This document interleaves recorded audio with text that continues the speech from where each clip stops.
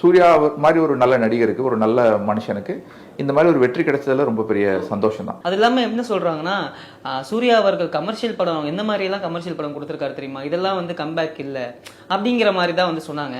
ஏன்னா அவருடைய கமர்ஷியல் படம் பீக் ஆனது வந்து அயன், இந்த மாதிரியான தரமான படங்களை அவர் கொடுத்திருக்காரு. கண்டென்ட் ரீதியாகவும் அது ஸ்ட்ராங்கா இருக்கும். அப்படி பாத்தீங்கன்னா தமிழ் சினிமா எவ்வளவு மாறிடுச்சு. ஆமா, தமிழ் சினிமா வந்து லாஸ்ட் 10 இயர்ஸ்ல நல்ல கமர்ஷியல் படம் அப்படிங்கறது நீங்க விரல் விட்டு எண்ணிடலாம். ஓகே, ஸோ தமிழ் சினிமால நீங்க இப்போ ஒரு 2K கிட்டயோ ஜென்சி கிட்டயோ அவங்கள பொறுத்த வரைக்கும் ஒரு நல்ல கமர்ஷியல் படம் எதுன்னு கேட்டா லியோ தான் சொல்லுவாங்க. லியோ கண்டிப்பா சுமாரான படம் தான், அதை நீங்களும் நானும் அக்ரி பண்ணிப்போம். பட் இப்போ ஒரு 80s அதுக்கடுத்து 80s 90s கிட்ஸ்க்கு அடுத்து வந்தவங்களுக்கு அதுதான் உங்களுக்கு பெஞ்ச் மார்க்.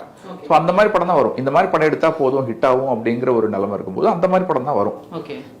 இப்போ லோகேஷ் கனகராஜ் கைதி மாதிரி படம் பண்ணியிருக்காரு, மாநகரம் மாதிரி பண்ணியிருக்காரு, அதான் அவரோட பெஸ்ட். கண்டிப்பா லியோவோ மாஸ்டர், எனக்கு கேட்டா லியோவோட மாஸ்டர் இன்னும் பெட்டராகவே இருந்துச்சு. ஓகே, நிறைய பேர் அதை சொல்லிட்டு இருந்தாங்க. பட் இண்டஸ்ட்ரி அந்த அளவுக்கு மாறிச்சு. என்ன கேட்டா கடைசியில நீங்க ரொம்ப என்ஜாய் பண்ணி பார்த்த ஸ்கிரிப்டாவும், அதே சமயம் இந்த மாஸ் எலமெண்ட்ஸ்லாம் ஆர்கானிக்கா இருக்கிற மாதிரி படம், நிஜமாவே ரைட்டிங் நல்லா இருக்கிற படம், ஒரிஜினலா கொஞ்சமாவது இருக்கிற படம் அப்படின்னு கேட்டா நான் கத்தி சொல்லுவேன். அதுக்கு முன்னால துப்பாக்கி சொல்லுவேன். அதுக்கு முன்னாலனா மங்காத்தா சொல்லலாம். இருக்கணும். அதே சமயம் ரைட்டிங் நீங்க ஒரு படத்தை நீங்க எப்ப என்ஜாய் பண்ணுவீங்கன்னா, ஸோ முன்னால நம்ம என்ன சொல்லுவோம்னா, இப்போ படம் பார்க்கும்போது நான் சின்ன பையனா இருக்கும்போது இல்ல காலேஜ் படிக்கும்போது, காலேஜ் முடிச்ச பின்னால ஒரு படம் எப்போ ரொம்ப நல்ல படம் எக்ஸலண்டான ஃபிலிம் அப்படின்னு எப்போ சொல்லுவோம்னா, அந்த படம் ஒரிஜினலாகவும் இருக்கணும். அந்த படத்துல இது வந்த ஒரு விஷயம், இதை நான் அந்த படத்துல பாத்திருக்கேன்டா அப்படின்னு நம்ம சொல்லாத மாதிரி இருக்கணும். இப்போ அப்படிலாம் எதுவுமே கிடையாது. இப்போ நீங்க லியோவா இருக்கட்டும், கருப்பா இருக்கட்டும், அதுல பாக்குற நீங்க முக்கால், இப்போ லியோ படம் எடுத்துக்கோங்க. லியோ வந்து அப்படியே ஹிஸ்டரி ஆஃப் வயலன்ஸ் படம் தான். அந்த படம் ரைட்ஸ் வாங்கி அவங்க எடுக்கல. படத்தோட டைட்டில் வந்து ஜஸ்ட் தேங்க் பண்றோம்.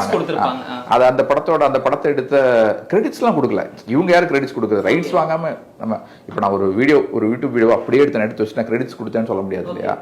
ஓகே, அது காப்பி பண்ணி எடுக்கிறது தான். அதுல ஒரிஜினலா இருந்த ஒரே ஒரு விஷயம் ஃபேக் ஃபிளாஷ்பேக். அந்த வருஷம் நாங்கள் ஒரு ஃபிளாஷ்பேக், அது மட்டும் தான் வந்து ஐ திங்க் லோகேஷ் கனகராஜ் எழுதுன்னு நினைக்கிறேன். அதை அவர் என்ஹான்ஸ் பண்ணி நல்லாவே பண்ணியிருந்தாரு. அந்த காஃபி ஷாப்ஸ்லாம் நல்லா பண்ணியிருந்தாரு.